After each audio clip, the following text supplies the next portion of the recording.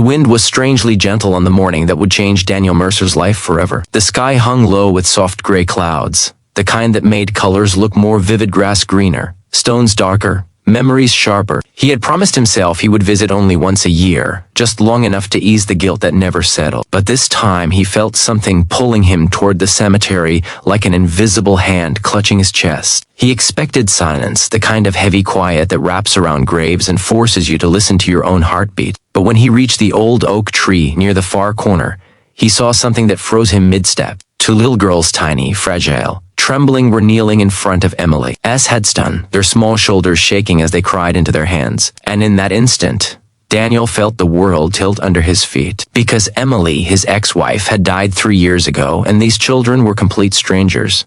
Or so he thought. If you believe in kindness, second chances, and stories that remind us of the goodness still left in this world, please like, comment, share, and subscribe. Your support helps us continue telling emotional stories like this one. Daniel stood still, unable to move forward or backward, as if the ground had anchored him with roots. His breath tightened when he noticed something eerily familiar about the girls, the color of their hair, the softness of their cheeks, the way the older one protectively held the younger's hand. It reminded him of Emily when she was young, in the photographs she once shyly showed him during the first months of their marriage. He hadn't seen those pictures in over a decade.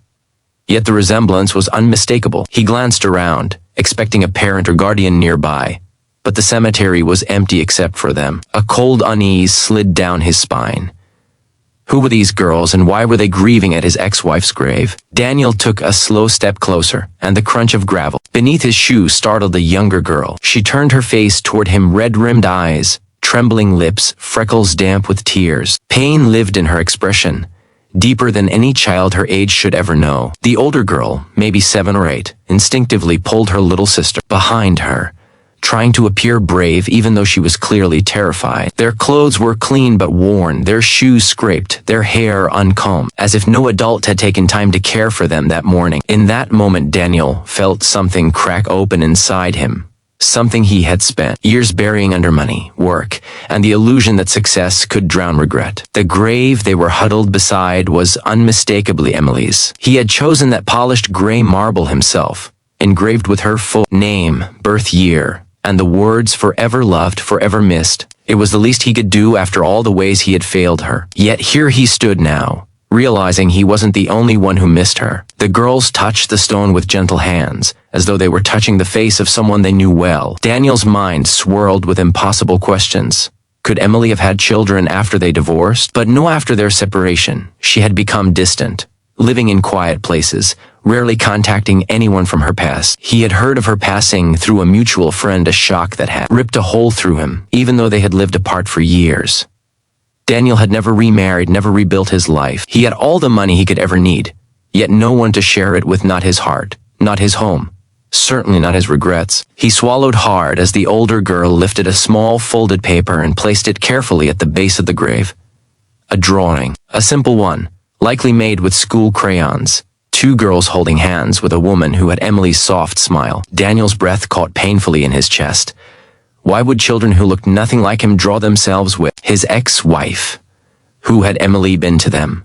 And why had no one told him? As he approached slowly, the girls watched him with fear that pierced him deeper than any accusation. Daniel had lived his entire adult life making decisions that affected thousands of people, investors, employees, partners, yet nothing, not boardrooms, not losses, not victories, had ever made him feel as fragile as the sight of these children clinging to each other in front of Emily's resting place. He knelt down a respectful distance away, his throat tightening as he spoke softly, trying to calm them even though his voice trembled.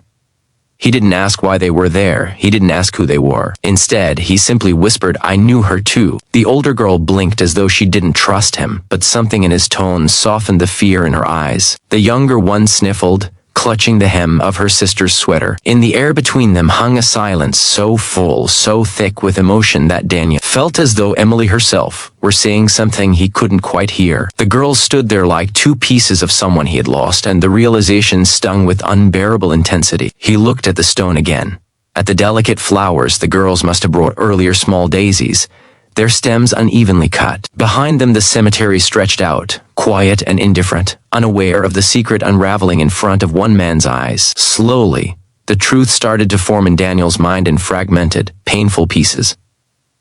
What if Emily had indeed cared for these girls? What if Emily had built a life he never knew about?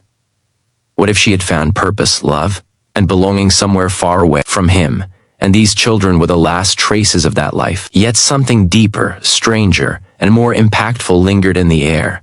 Something he couldn't explain but felt in his bones. He rose gently and asked them if they needed help, but the girls simply shook their heads.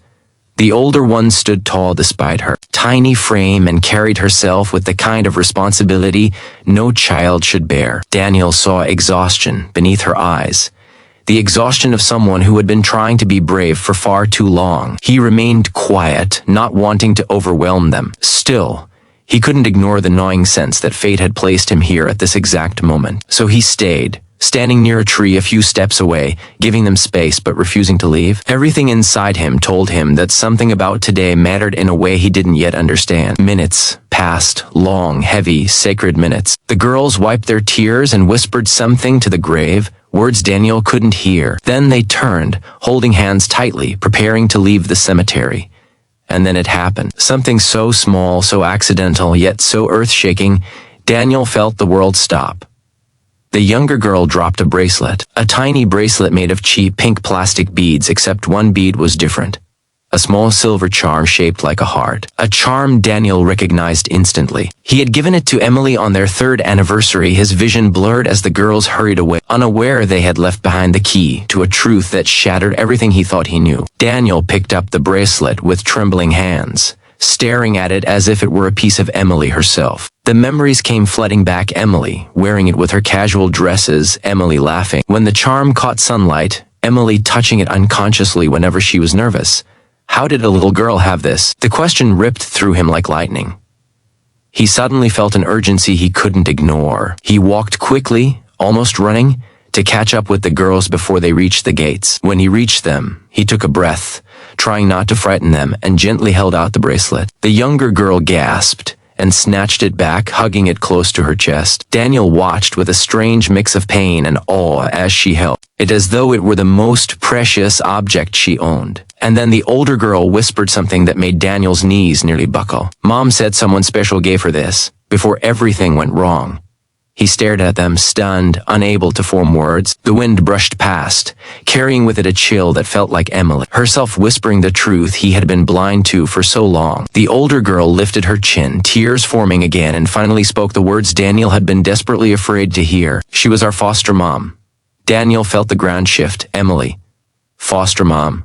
Children she loved, children she protected, children who had no one else. Children who were now alone. They told him more slowly, hesitantly, as though sharing a secret with a stranger felt dangerous but necessary. Emily had taken them in, not long before her illness worsened, not long before everything spiraled out of control. After Emily's death, the girls had been moved through different foster homes, none lasting long. They ran away often, searching for something familiar. Today, they had escaped again just to see Emily's grave. Daniel felt something ignite inside him, a fierce, protective fire he hadn't felt in years. These girls weren't just strangers. They were the last pieces of Emily's heart. They had known a version of Emily. He never got to see a version who healed through giving love, who poured her soul into 2 children when she didn't have the strength for much else. And now they were standing in front of him, lost, afraid, with nowhere safe to return to. He couldn't walk away. His conscience wouldn't let him. Emily wouldn't let him. For the first time in years, Daniel felt a clear purpose. He gently asked if they had someone to take them home safely. The way their eyes dropped to the ground told him everything. They didn't. Daniel made a decision in that moment that would alter the course of all their lives. He didn't say it yet. Some promises are too sacred to rush, but in his heart he already knew he would protect them, love them, give them the stability Emily would have wanted for them, not because he owed it to Emily, but because it was the right thing to do, and because the girls already owned a piece of his heart he didn't know was still alive. As they walked toward his car, hesitant but trusting him in the quiet way children sense safety, Daniel looked back at Emily's grave and whispered a silent vow he would not fail again. He would not let these children slip through the cracks of the world the way she once slipped through his. Life had given him a second chance, not at marriage, not at romance but at redemption, at becoming the man Emily always believed he could be, at becoming the protector these children desperately needed. If this story touched your heart, please like, comment, share, and subscribe. Your support helps keep these emotional stories alive.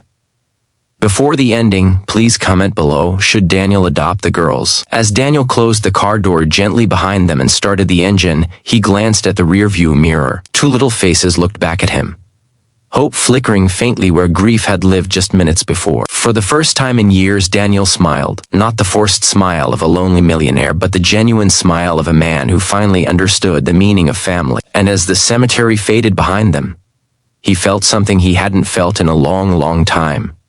Peace, and the beginning of something beautiful.